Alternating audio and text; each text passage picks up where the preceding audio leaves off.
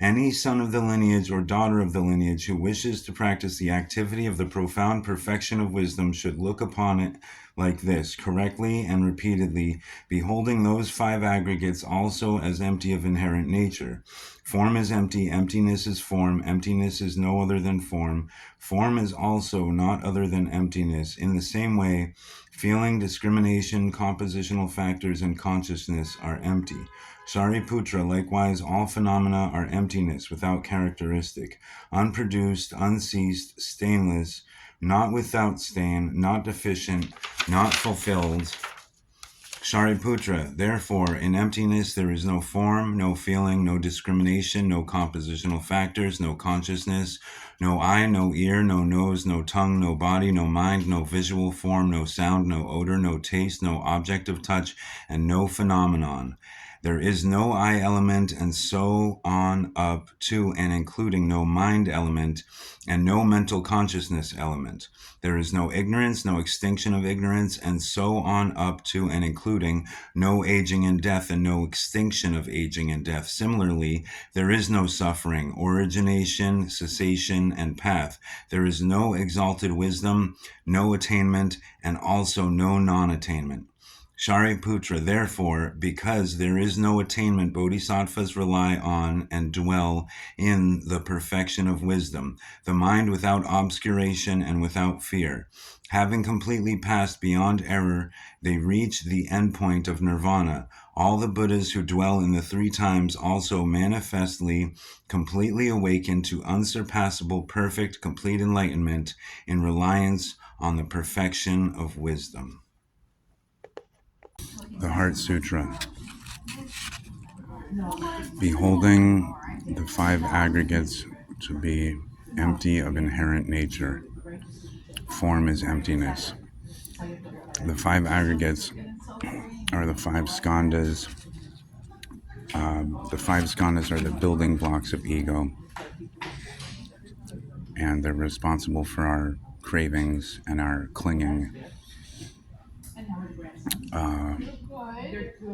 So form is emptiness, feeling is emptiness. The next one, discrimination, I've seen translated as volition, which is like will or motivation. That's emptiness.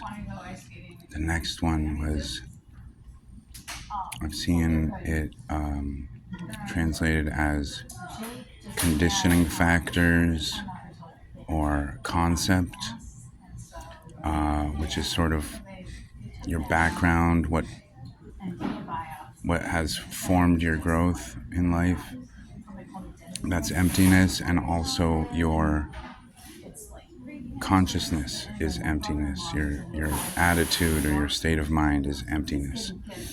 So these five aggregates or five skandhas that the ego uses as building blocks or stepping stones,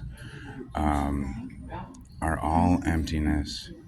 And that's why the bodhisattvas abide by means of the perfections of wisdom, which we'll get into later. The Heart Sutra, the five skandhas, the five aggregates: form, feeling, discrimination, compositional factors, and consciousness. So when I meditate regularly, I find myself generating these stories about who I am, and a lot of it is based on these five aggregates.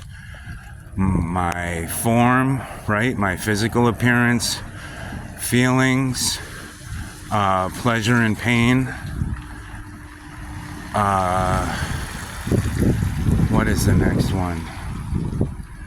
The discrimination. So my preferences, my opinions, what motivates me, my will. Compositional factors, my upbringing, the events that have shaped me, and then consciousness, maybe just state of mind or attitude at that particular moment, right? And so I see my mind generating these things.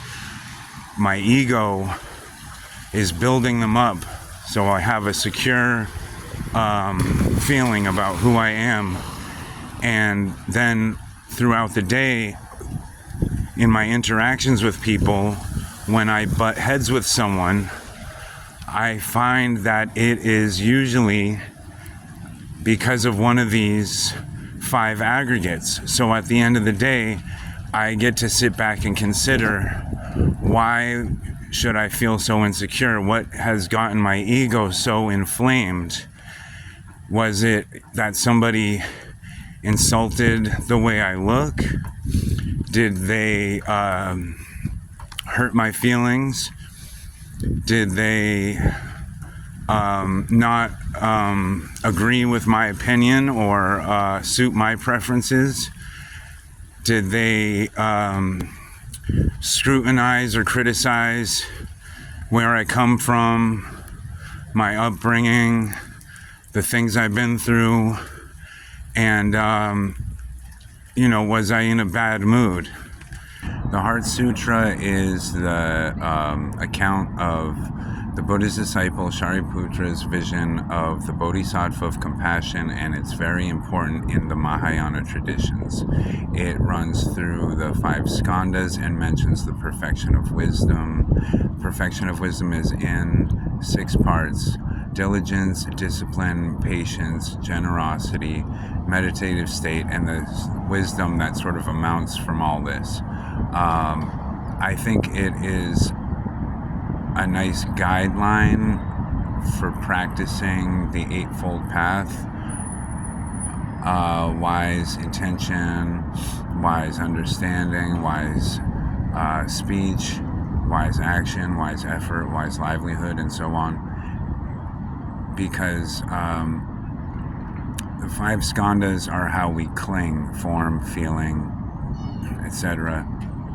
And then the perfections of wisdom are more about letting go. So before we take action or come to any conclusions, we can ask ourselves, am I being patient? Am I being disciplined? Am I being generous? And that will lead us forward on our path to freedom.